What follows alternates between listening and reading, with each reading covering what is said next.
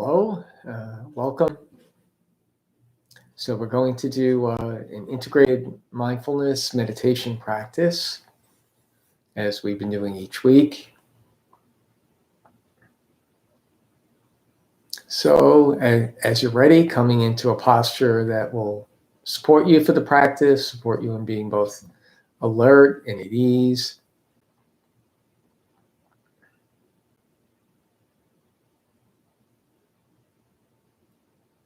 Settling in and just noticing how things are right now.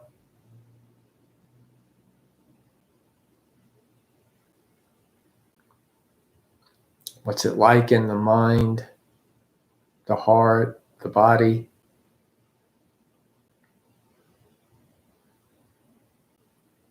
All of which, of course, we're actually experiencing in the mind.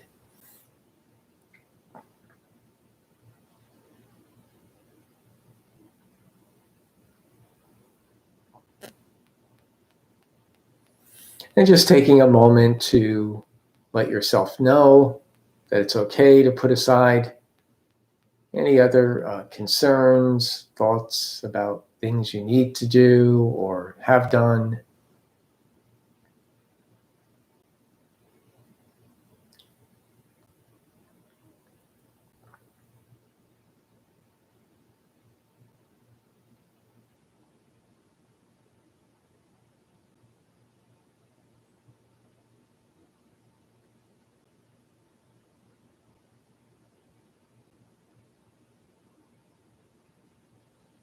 And so if you like, beginning this practice with using some physical sensation, so something that's coming through one of the 5 physical senses as the primary object of meditation, meaning you're inviting that to be in the foreground and you're just allowing everything else to be in the background. So this might be the breath in one place in the body, or the whole body breathing, or maybe you're using sound or even sight.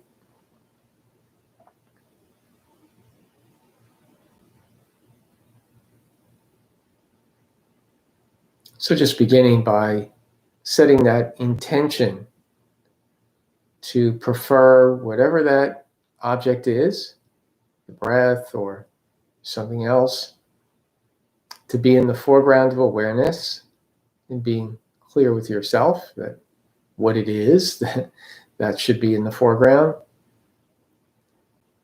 Very gentle, just encouraging the breath or body or sound to be in the foreground and everything else just come and go as it will in the background.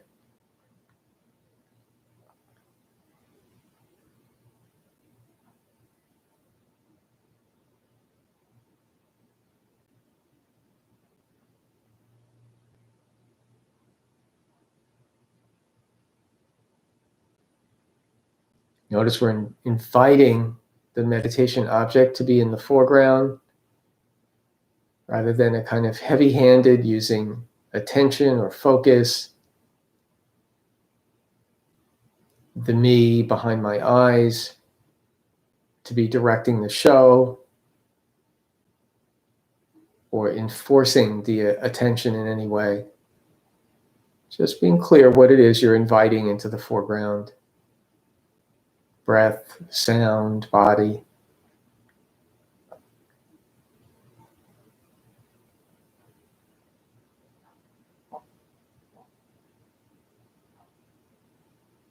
There's no worries or concerns about keeping it there permanently. That's not going to happen. But just noticing how effortless it is to set your intention for this meditation object to be in the foreground, and magically it's there already.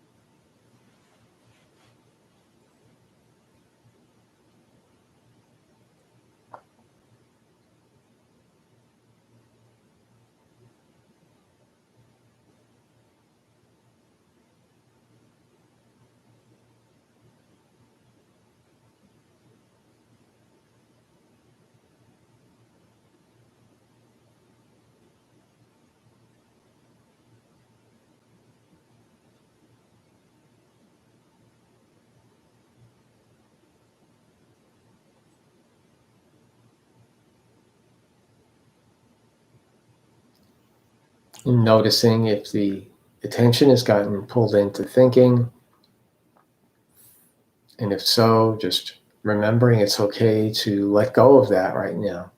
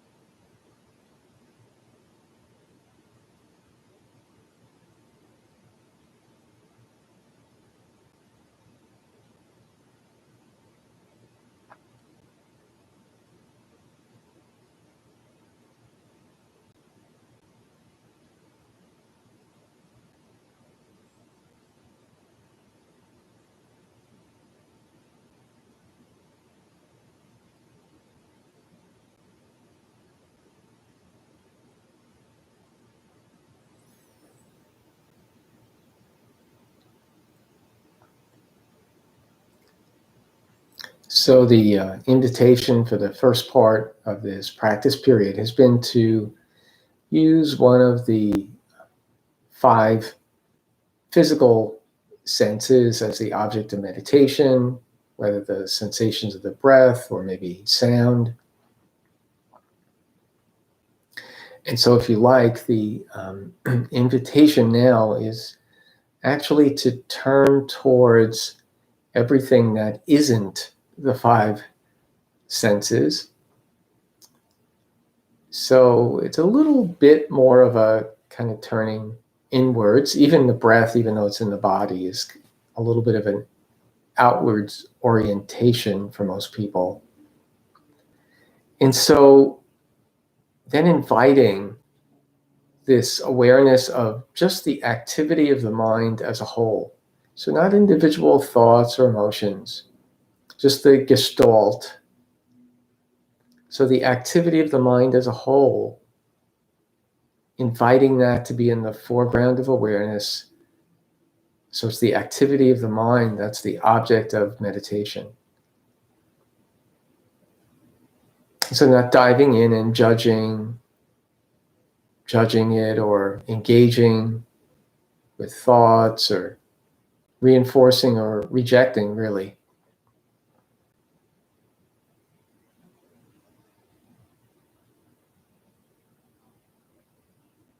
What's it like when you just bring awareness to the mind as a whole, getting a kind of visceral sense of what that activity of the mind. So there may be less activity right now. You've been meditating for a bit than there might be normally. There's likely to be kind of peaks and valleys.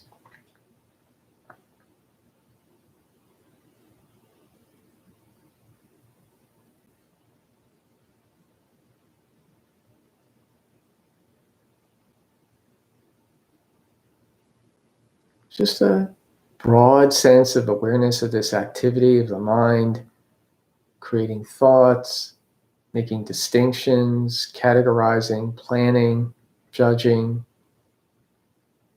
I'm not suggesting you in any way need to label, just pointing out the range of activities of this conditioned mind.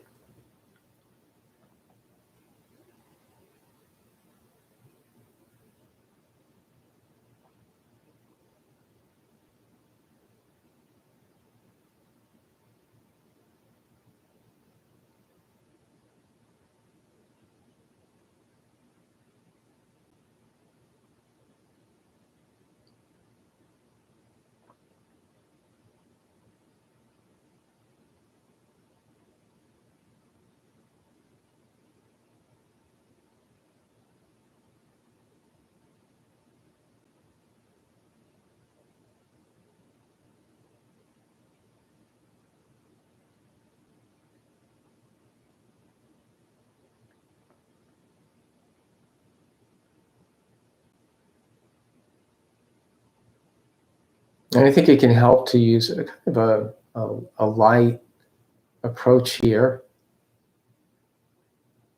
because the heavier the approach, the more you're actually relying on the activity of the mind. So you're kind of picking up the flashlight, if you will, or the tool that in fact we want to be aware of.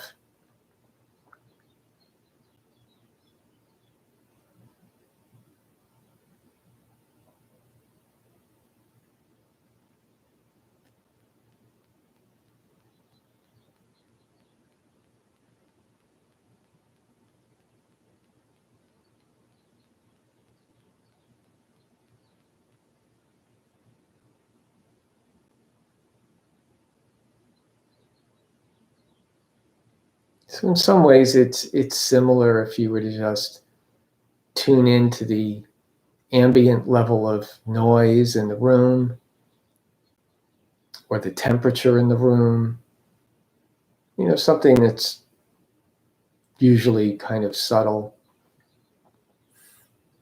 and you wouldn't go kind of searching for the temperature in the room. It's almost an intuitive sense. It's either warm or cool. And so bringing that kind of intuitive knowing, self-reflective,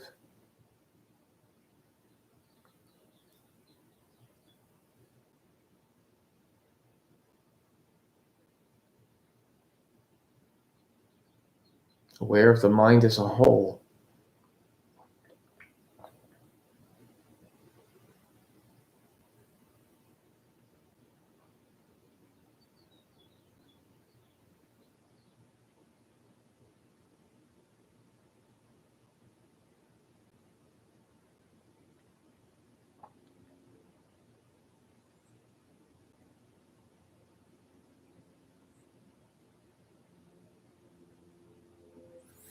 And as you practice with this now or other times, you can be on the lookout for moments when, for some reason, there's really no need to grip on to the busyness or the activity, like the mind's concerns somehow become not paramount. And there's a recognition that it's actually okay to let go of the mind's agenda. Whatever it's working on will be there later. And so a possibility of completely letting go.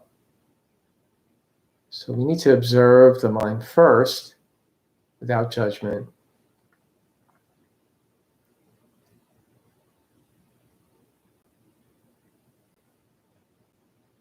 Then noticing there are these moments of grace when we're just aware, not engaged with what the mind thinks is important in this moment.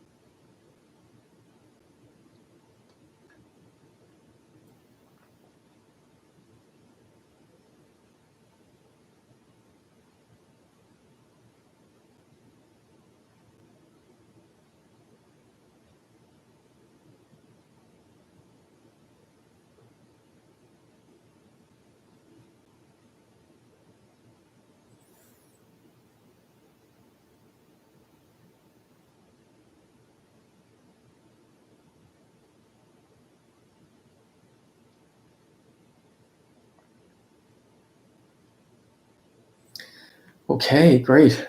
So as you're ready, stretch a little if you like, opening your eyes if you have them closed.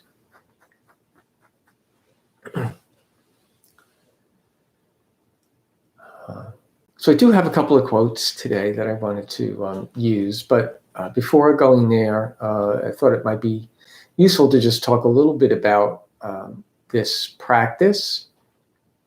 So the invitation here has been to be aware of this busyness, what the mind is doing, the activity of the mind as a whole. In MBSR and a lot of mindfulness practices, there can be, when we begin to look at the mind, usually the instructions are to kind of look at individual thoughts, and potentially we decompose. So I use the WISE acceptance model into kind of word thoughts, image thoughts, sensations, and emotions. And that decomposing can be really helpful in the beginning when it's really all just one kind of ball of confusion.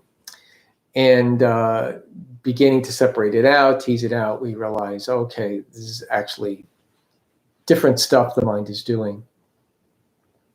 So once we have kind of a sense of that, we don't necessarily need to traverse that same path over and over again. We can move right to more of the solution, which is to actually recognize this conditioned mind as a whole, really get a feel for, oh yeah, that's the mind. And the fact that you can do that begins to sink in that, oh, that's not me. So you don't even have to try to convince yourself of that, right? A kind of an analogy that's come to mind, maybe it will be useful, maybe it won't. But, sometimes you may be around friends or family and they're trying to decide on something and they get into a little bit of a debate, maybe almost an argument about X, Y, or Z. And you sort of, because you're nearby, get pulled into it, offer your opinion. And at some point, sometimes you realize, wait a minute, this wasn't even my concern. How did I get pulled into this? This just isn't even something that I need to weigh in on, right? So there's like all of a sudden the perspective shifts, and there was like, okay, this whole like tussle, it's not even my thing. I don't even have to judge it as good or bad, but I didn't actually need to dive into that. In my experience, this is very similar feeling. It's like the whole, mind gets active, and this is something you could do during the day. It doesn't have to be obviously in a formal sitting. The mind is doing what it's doing pretty much all the time, categorizing things, judging them, planning, all of this stuff.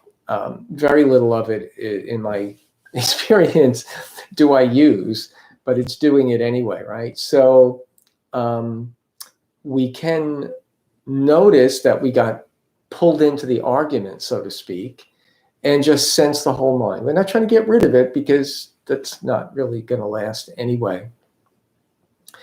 And what happens is we begin to get more of a sense of, oh, that's just the mind doing its thing, that, as I said, it begins to sink in that, okay, so I'm noticing that, so then it can't be me.